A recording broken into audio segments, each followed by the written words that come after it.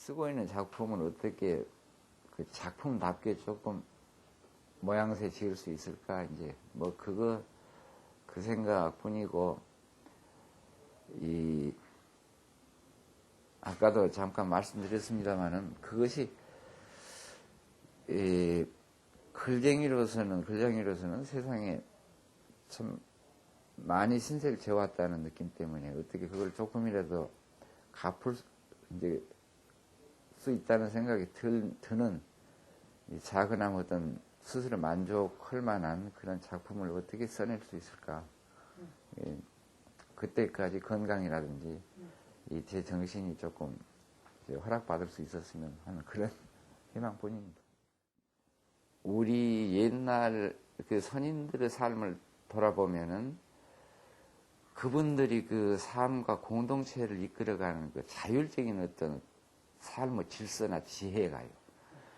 지금 생각해 봐도 아주 값지 있고 뜻깊은 이제 그런 국면들이 참 많이 엿보였어요.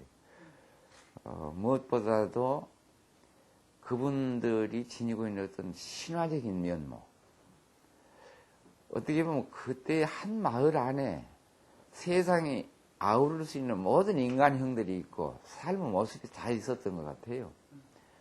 그래서 한 마을만 온전히 그릴 수 있다고 해도 우리 민족이나 이 조상들이 살아왔던 삶의 모습들, 지혜, 이걸 다 담을 수 있지 않을까. 근데 그런 부분들이 지금 저희는 이 얘기를 들었거나 마지막 끝자락 일부를 이제 체험으로 겪어왔는데 지금 그 부분은 정보화되어 있지 않아요. 인터넷 들어가도 그 정보화되어 있지 않아서 그것을 이제 문학적 정보로 되면 소설로 쓸 수 있겠다, 그런 생각을 합니다. 제가 대학교 2년을 이제 수료하고 군인에 입대했죠. 그리고 그때는 이제 학적 보육 그 혜택이 있어서 흔히 말하는 그 학보 군번을 받아가서 1년 반 이제 복무하고 제대하고 나왔는데, 그 결국 2년 걸리고 보니까 동기생들이 전부 졸업을 하고 없고, 저는 그나마 뭐 조금 공부했던 거 2년 동안 다 이제 잊어버리고, 그러고 와서 새로 시작하려니 참 힘들고, 그래서 이제 그때부터 이제 소설 습작을 전에도 이제 조금 관심은 있었지만 이제 조금 본격적으로 했는데 잘 안 되더만요. 그래 한 대번 아마 낙선을 하고서 65년 사상계 잡지에서 그 신인상 제도가 있었어요. 그래 그때 그 태원이 당선이 돼서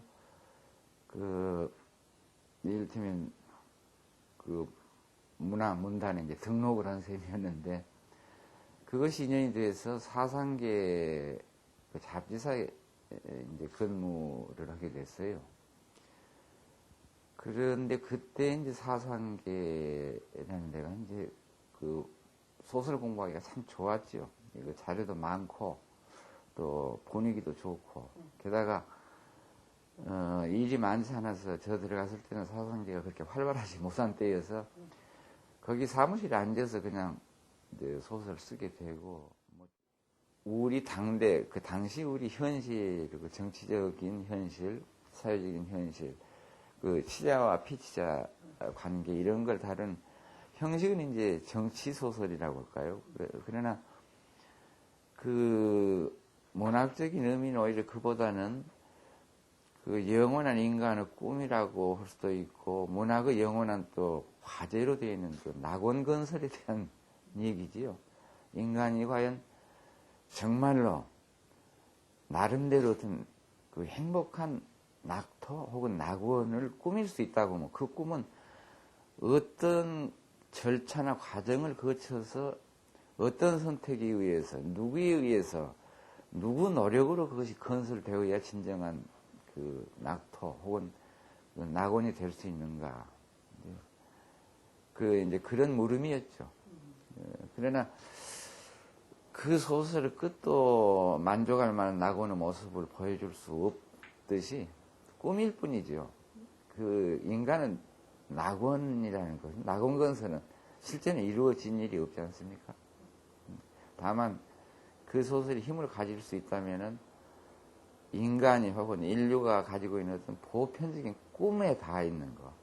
그리고 우리가 그 낙원이 불가능하다고 해서 꿈조차 꿀 수 없다면 우리 삶은 얼마나 낮아지고 이 볼품 없어지겠는가. 저는 그 당신들의 천국이라는 소설로 해서 아주 특별한 분의 특별한 삶을 같이 하고 혹은 옆에서 보아왔는데요. 그 당신들의 천국 주인공은 조창원 원장이라고 실제 인물이거든요. 그런데 그 소설을 쓰고 나서 저는 그 조창원 원장의 실제를 소설에 그대로 베낀 건 아니죠.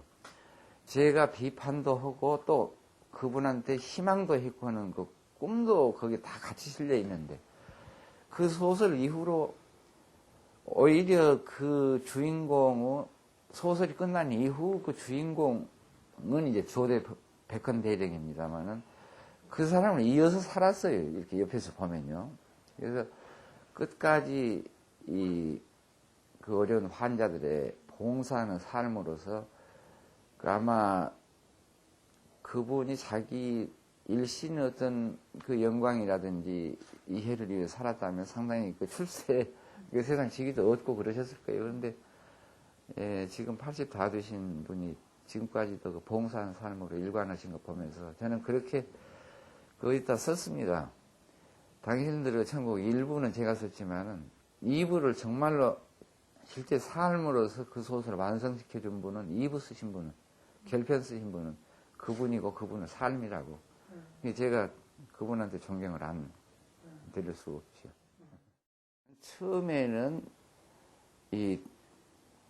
그 무지롭던 개안이라고 그럴까요? 이 세계에 대해서 젊었을 때 이제 아까 말씀드린 대로 이 도회적인 삶으로 끼어들려는 이제 그런 노력이었고 그것이 세상과 사회에 대해서 혹은 삶에 대해서 뭔가를 이렇게 자기하고 이제 화해하고 그 함께 하려고 하는 그런 노력이었겠죠. 그러다가 어느 정도 이제 지치고 이제 자기 어떤 소진감 같은 거. 그러니까 도회에서 이 도회의 삶이라는 건 저는 인간 관계의 삶이라고 그렇게 이해를 하거든요.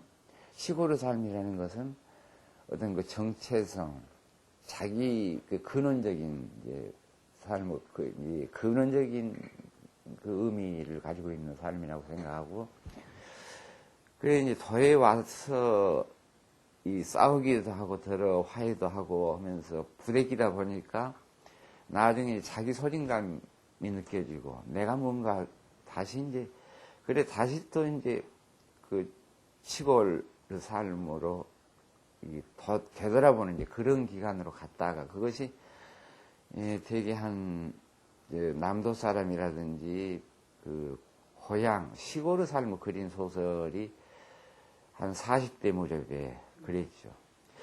그러다 보니까 이제 두 개의 세계가 결국은 어떤 삶의 한 면이긴 하지만 그것이 서로 다른 게 아니고 그 우리 삶의 그 양가성이라고 할까요? 양면성. 앞뒤예요. 이쪽이 따로 있고 저쪽이 따로 있는 게 아니라 우리 삶은 그 두 개를 동시에 아우러야 되지 않은가 이제 그런 생각 때문에 그걸 아우리려고 했던 것이 한 40대 후반에서 50대까지 이제 그런 세계를 했으나 그것이 이제 어떤 그 소설도 그렇고 삶도 그렇고 이게 어떤 끝이 보이고 이 진면목이 보인다면 거기서 끝나겠죠. 그리고 우리 삶이 그렇게 보일 수 없는 것이고 소설도 이 끝이 없는 거죠. 작업이죠. 어떤 이제 저는 그래서 50대 후반으로 들어오면서는 그렇게 비유를 합니다. 삶도 그렇고 소설도 그렇고 이 밤에 산길 가는 것 같다고요. 저희 시골의 동네에서는 밤에 산길 가면 앞에 서로 부딪히면요. 금방 앞에 당신 앞에 사람이 지나갔노라 그래서 빨리 쫓아가서 같이 가라고 그렇게 위로를 해주죠. 그 물론 거짓말이기도 하고 참말일 수도 있고 그런데 그 문학이 하는 일이 어떻게 보면 우리 삶에 대해서 그런 위안을 주는 일 아닌가. 더러 앞에 사람을 가르쳐 줄 수도 있지만은 안 갔더라도 그 허구로서 이렇게 뒤에 사람들, 옆에 사람을 그렇게 삶의 길을 위로해 주고 그 어둡고 위태롭고 고난스러운 그 길을 이렇게 위로해 주는 어떤 허구, 이게 소설 혹은 문학의 길 아닌가, 이제 이런 생각도 해보게 됐죠. 그런 것이 한 50대 후반에서부터 지금까지라고 할까요? 근데 그러면서 늘 문학에 대해서 묻게 되는데, 이 작가 자신이 그 길을 모르고 어둠 속에서 헤매고 있는 이것이 내 이웃과 세상에 대해서 무슨 값이 있고 뜻을 지닐 수 있는가. 그렇게 되면 이제 절망스럽지요. 헛 몸짓 같고, 거짓 삶 같고. 작가가 뭘 할 수 있을까 하는, 아까 무슨 위로고 뭐고 뭐 여러 가지 갖다 설명을 할 수 있겠습니다만, 저는 그 세상 사람들이 각자 그 전문성 혹은 정보 속에 어떻게 보면 그 정보가 많음으로 해서 우리 삶이 거의 갇히지요. 갇혀있는 그 많은 여러 가지 형태의 삶의 모습을 종합적으로 삶이 무엇이고 인간이 무엇인가를 물어볼 수 있는 사람. 총체적으로 인간을 한번 바라보고자 하는 그런 자리에 서서 인간을 얘기하고 우리 삶을 얘기할 수 있는 그런 일, 그것이 작가라고 생각을 합니다. 그러자면은 치우치지 않아야 되겠고, 가능하면은 이 높은 데서 이 전체적으로 보려고 노력해야겠고, 또 어떤 이 깊이라고 그러면 가능하면 이 깊은 쪽을 봐야겠고, 어떤 전문성에 갇혀서 그 주변을 못 보는 사람들을 위해서 가능하면 넓게 볼 수 있도록 큰 깊이를 지녀야 되겠고, 뭐 그러려고 그게 이제 추상적으로 얘기를 하면 그렇게 얘기할 수밖에 없습니다만은, 그 삶을 한마디로 말씀드리면 그 삶을 전체적으로 치우치지 않게 또 깊이 보려고 노력하는 그런 것이 그 작가 정신 아닐까, 태도 아닐까, 뭐 그런 생각을 합니다. 그리고 이제 그런 것 하자면은, 아까 치우치지 않아야 한다니, 그것은 스스로에게 가장 정직해야 되겠고요. 눈이 정직해야 되겠고, 거기에 어떤 자기 중심적인 그 이해관계가 얽혀든다든지, 그러면 그 이해 속에서는 제대로 못 보죠. 거길 가능하면 떠나야 되고. 그래서 저는 그 작가 정신은 삶이 완성되고 넓어진다면은 신념이 아주 중요한 것이라고 일반적으로 그렇게 얘기되는데, 저는 작가에게는 무신념의 신념 같은 거, 뭐 그런 걸 생각을 해봅니다. 작가가 너무 신념이 강하면은 역시 한 측면 쪽으로 삶을 보기가 쉽다는. 가령 감독이 어떤 제 소설을 영화로 만들고 싶다 있고서 그랬다면은 그분이 그 감독이 작품에서 어떤 감동이 있을 겁니다. 그리고 그 영화로 찍을 때는 그 자기 감동의 정점을 찍어내려고 할 거거든요. 그리고 그 정점을 향해서 그 영상 매체의 모든 이제 그 방법을 동원할 테고. 그러면 거기 맡겨야죠. 저는 문자로 어떤 상상력의 호소에서 작품을 썼다면 그 양반은, 영화 감독은 자기 그 영상 매체를 통해서 그 감동에 이르려고 할 테니까, 제가 알지 못하는 그 영상 매체를 어떻게 다루는지, 어떻게 전개해가고 꾸며가는지, 구성해 가는지, 그건 제가 알 수가 없죠. 그 작품을 읽으면서 느낌 가운데 하나 조금 우려스럽다 하는 느낌은, 저희는 그 거의 체험으로 소설을 썼거든요. 물론 이제 그 필요한 부분의 정보를 취해서 이제 소위 공부라는 거 혹은 취재라는 것으로 보충을 했지 주된 것은 그 자기 본인의 체험이 그 주였는데 지금 소설을 읽은 느낌은 그 체험이 덜 실린 것 같아요. 그래서 정보가 잘 조직됐다 하는 느낌이지 뜨거운 감동으로 이렇게 어떤 삶을 같이 하는 그런 그 뜨거운 감동을 조금 덜 받는데 저는 세대가 달라서 그런지 모르겠습니다만은 잘 만들어진 작품이다. 그래서 삶과 세상이 이러이러한 모양이구나 하는 것을 이해는 할 수가 있는데 그 체험이 위주된 그 과거 소설들에서 맛봤던 그 감동, 감격 같은 것은 그 뜨거움은 덜하는데 이게 소홀히 할 수 없는 부분 아닐까 그런 우려는 가져볼 때가 있습니다. 금년에 제가 65세인데 헬스는 한 40년 가까이 했고 그러다 보니까 더 좀 지치기도 하고요. 그래서 이제 좀 접고 마무리를 지을까 하는 생각도 들어 하다가 이렇게 상을 받고 보면은 주위나 세상에 대해서 센세지고 은혜를 진다는 생각 때문에 이제 그래서 덜어 마음을 접고자 하는 생각을 다시 또 접게 되죠.